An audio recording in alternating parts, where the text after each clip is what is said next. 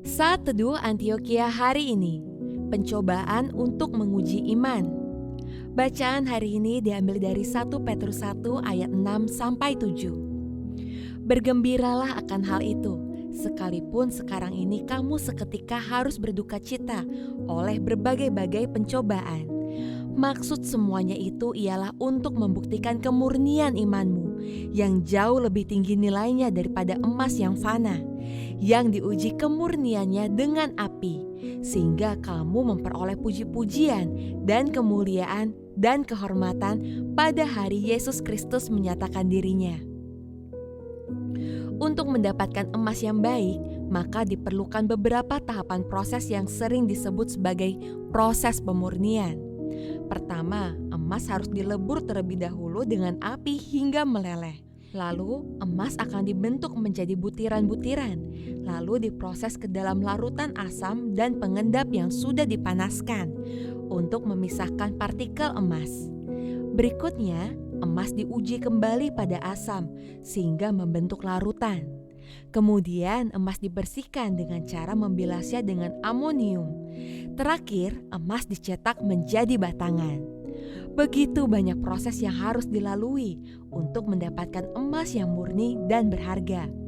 Demikian juga kehidupan kita yang membutuhkan proses panjang untuk menghasilkan iman yang murni dan kokoh tak tergoyahkan. Dalam menghadapi tantangan, kesulitan dan pencobaan dalam kehidupan, dibutuhkan sikap hati yang tekun, sabar dan tabah. Namun demikian, kita harus menyikapi semua pencobaan yang kita hadapi dengan benar dan positif. Kita harus memiliki hati yang bersukacita, karena kita tahu bahwa pencobaan yang kita alami sekarang ini tidak ada bandingannya dengan kemuliaan dan kekekalan yang diberikan Tuhan bagi kita. Meskipun kita menghadapi berbagai pencobaan, kita harus menganggapnya sebagai suatu kebahagiaan. Karena pencobaan itu akan membuktikan kemurnian iman kita dan akan memperkuat iman, serta akan membawa kita pada kemuliaan dan kehormatan pada hari Kristus nanti.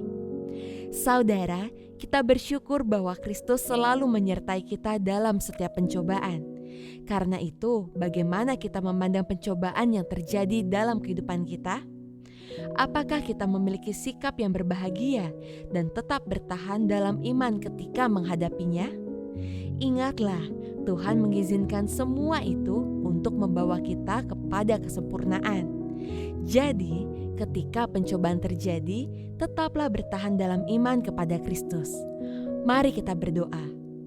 Tuhan, kami bersyukur Engkau selalu menyertai kami, sehingga kami memiliki kekuatan untuk menghadapi berbagai macam pencobaan.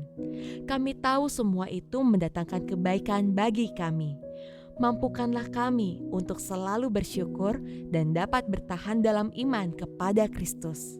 Dalam nama Tuhan Yesus, amin. Sekian Saat Teduh Antioquia hari ini.